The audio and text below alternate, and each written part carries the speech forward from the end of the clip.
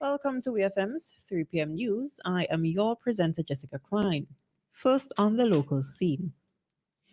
Prime Minister Dr. Ralph Gonsalves is determined that the government of St. Vincent and the Grenadines will acquire Baliso due to its significant historical value to the country.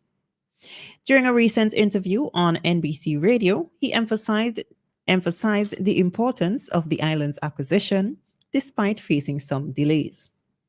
He assured that all necessary procedures and safeguards are being meticulously put in place for the acquisition to proceed smoothly. Dr. Gonsalves also expressed a deep personal connection to the cause, stating that the commitment to honoring the memory of those who suffered and perished on Baliso resonates strongly within him. The government has decided not to issue any more alien land holding licenses for the island and is currently engaged in discussions with the family that has claimed ownership of the island since the 1920s. More than 5,000 Garifuna and Kalinago individuals were forcibly relocated to Baliso in 1795, where tragically over 2,000 lost their lives.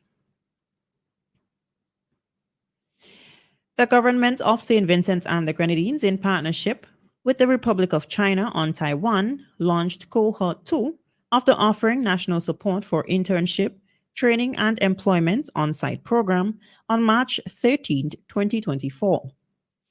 A total of 155 applicants aged between 18 and 34 who successfully applied gathered at the St. Vincent and the Grenadines Community College campus in Villa for an orientation session. Chairman Mr. Nigel Scott advised the interns to leverage their internship experiences to enhance their resumes, develop soft skills, and seize opportunities for personal growth. Ambassador Her Excellency Fiona Hugh-Chun Fan congratulated the interns, urging them to maximize these opportunities for personal and skill development while expressing gratitude to the supporting businesses for enriching the lives of Vincentians. Minister of Finance, Economic Planning and Information Technology, the Honorable Camilo Gonsalves, emphasized the government's commitment to investing in youth education for national development, noting that 42 out of over 100 applicants from last year are now in permanent employment. Minister Gonsalves encouraged interns to take their training seriously, highlighting the career and self-development benefits of the knowledge gained. Interns underwent soft skills training, professional development, and occupational health and safety training during the orientation session. Still on the local scene, Darren Barker, a 37-year-old chauffeur of Cane Garden, was fined 2,000 EC dollars at the Kingstown Magistrate Court on March 7, 2024. He pleaded guilty to possessing 1,682 grams of cannabis for the purpose of drug trafficking. Barker must pay the fine within 2 months or face 6 months in prison as an alternative. Additionally, the defendant admitted to having the same amount of cannabis with the intent to distribute to someone else. He was cautioned and released regarding that charge. The incidents occurred on Tuesday, March 5th, 2024, around 10:33 p.m. in Kingstown. The charges were brought against the defendant on Wednesday, March 6th, 2024. On the regional scene, the Ministry of Commerce, Manufacturing, Business Development, Cooperatives and Consumer Affairs of St. Lucia has been actively involved in revising and developing policies, legislation, and regulatory frameworks for cannabis in the country.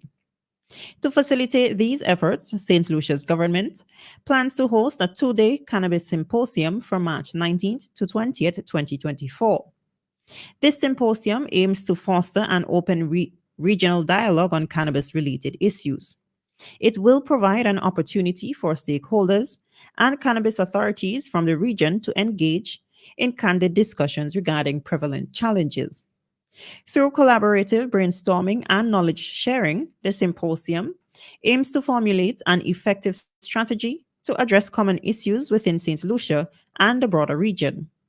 Key officials from various cannabis authorities, including Jamaica's Cannabis Licensing Authority, Antigua and Barbuda's Medicinal Cannabis Authority, and other regional bodies, will actively participate in these discussions. Following the symposium, a Memorandum of Understanding (MOU) will be signed among these entities. This MOU will guide the establishment of the Caribbean Cannabis Forum, a platform for joint discussions on cannabis cultivation, manufacturing, sale, and use within the Caribbean region. Mr. Dylan Norbert Inglis, a senior legal officer at the Ministry of Commerce, emphasized the significance of the upcoming symposium.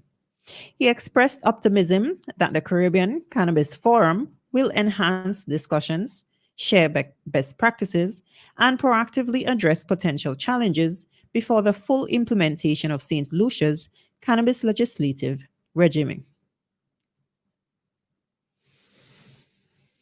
The deployment of Barbadian peacekeeping troops to crisis-stricken Haiti has been delayed, as revealed by a senior government official.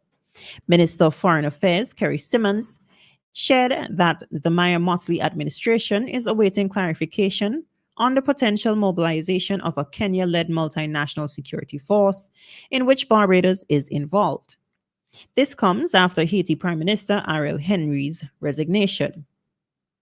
Recently, Henry and Kenya's President William Ruto signed an agreement to swiftly deploy Kenyan police to address violence in Haiti.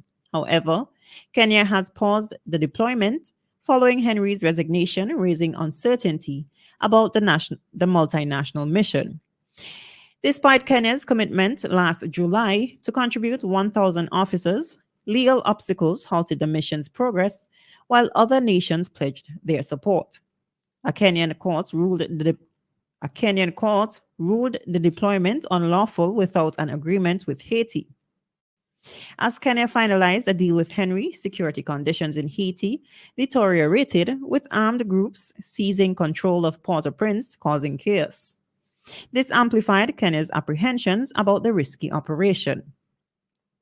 Simmons mentioned Kenya's foreign minister confirmed that the agreement for a Kenya-led multinational security force deployment remains valid.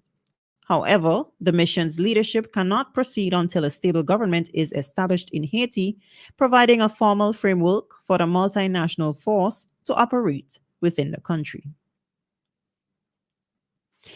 And finally, on the international scene, severe weathers and tornadoes wreaked havoc across Kentucky, Indiana, and Ohio overnight, resulting in at least 3 fatalities and numerous injuries. The confirmed deaths occurred in Ohio's Logan County, hit by a tornado on Thursday night. Indiana also reported numerous injuries, with many residents remaining without power. Authorities anticipate a higher death toll as they assess the extent of the destruction. In Logan County, 2 deaths occurred in a trailer park near Indian Lake, while the third fatality was at another location. The county's coroner, Dr. John O'Connor, stated that all 3 individuals succumbed to blunt force trauma. Some areas remained inaccessible to emergency responders and law enforcement due to debris and fallen power lines. Logan County Sheriff Randy Dodds warned that the death toll might increase as the situation unfolds. This has been WEFM's 3 p.m. news. I have been your presenter, Jessica Klein. Join us again at 5:30 p.m. for WEFM's evening news, and we thank you for listening.